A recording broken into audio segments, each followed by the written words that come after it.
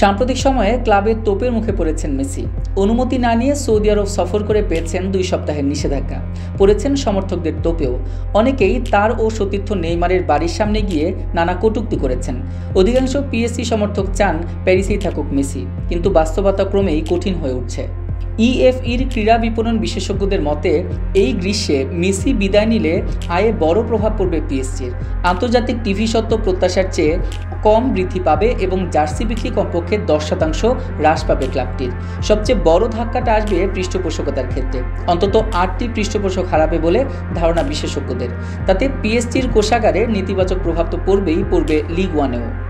League ওয়ানের বর্তমান আন্তর্জাতিক সম্প্রচারকারী কাতারের বেইন স্পোর্টসের সাথে চুক্তির মেয়াদ শেষ হবে 2024 সালে।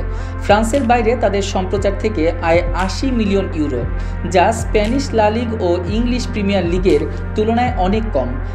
মেসির কারণে নতুন চুক্তিতে বাড়তি আয় প্রত্যাশা ছিল তাদের, সেখানে উল্টো পরিস্থিতিতে পড়তে পারে বলে ধারণা বিশেষজ্ঞদের। ফ্রান্সের অন্যতম বিখ্যাত স্পোর্টস মার্কেটিং এক্সিকিউটিভ ভার্জিলি সাইলেটের মতে, মেসি চলে যাওয়ার পর 2024 সালের পর আন্তর্জাতিক স্বত্ব নিয়ে পুনরায় আলোচনা করার ক্ষেত্রে একটি প্রভাব থাকতে পারে।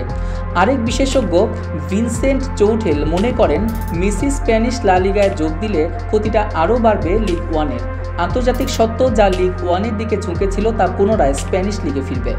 উল্লেখ্য, মেসিকে দলে টেনে গত মৌসুমে 700 মিলিয়ন আয় করে পিএসজি, যা 2011 সালে আল নাসের আল খেলাইফির কাতার স্পোর্টস ইনভেস্টমেন্ট গ্রুপ ক্লাবটির মালিকানা কেনার পর ছিল সর্বোচ্চ। এমনকি নিজেদের ইতিহাসেই সর্বোচ্চ আয় করে ক্লাবটি। চলতি মৌসুমে তা ছাড়িয়ে গিয়েছে বলে ধারণা ফরাসি গণমাধ্যমের। মেসি চুক্তি স্বাক্ষর করার সঙ্গে সঙ্গেই নতুন করে 11টি পৃষ্ঠপোষক পায় পিএসজি। তাতে আয় বাড়ে 13%, বাড়ে টেলিভিশন সম্প্রচার থেকেও। বিজ্ঞাপন থেকে তো আয় হয় রেকর্ড 300 মিলিয়ন ইউরোর বেশি।